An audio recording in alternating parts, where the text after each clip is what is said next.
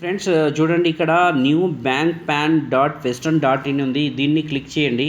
Click చేయడం వల్ల ఏమవుతుంది అంటే ఇక్కడ స్క్రీన్ వస్తుంది. ఆ స్క్రీన్ పైన మీకు వెస్టీజ్ అని ఉంటుంది. దాంట్లో యూజర్ నేమ్ అండ్ పాస్వర్డ్ అని ఉంటుంది. దాన్ని ఎంటర్ చేయండి.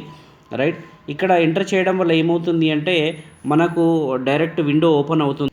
సో మనము యూజర్ ఐడి పాస్వర్డ్ ఎంటర్ చేసిన తర్వాత మనకి ఇక్కడ ఇట్లా విండో ఓపెన్ అవుతుంది. చూడండి, మీ డౌన్లైన్ ఒకవేళ ఉన్నారనుకోండి, న్యూ అని తీసుకోండి. ఆల్రెడీ మీది ఉంది ఇక్కడ కాబట్టి ఇక్కడ ఇది తీసుకోండి. ఇక్కడ ప్యాన్ డీటెయిల్స్ అని ఉంటాయి. ప్యాన్ నెంబర్ వేయండి. ఇక్కడ ఫైల్ చూస్ చేయండి. అంటే మొబైల్లో ఒకవేళ ఉంటే ఎక్కడైనా ఉంటే అది తీసేసుకోండి. దాంట్లో నుంచి ఇమేజ్ వచ్చేస్తుంది, దాంట్లో తీసేసుకోండి. కింద ఏం చేయండి అంటే ఇక్కడ ఇంపార్టెంట్, ఇక్కడ ఒక టిక్ ఉంటుంది, బాక్స్ ఉంటుంది కింద.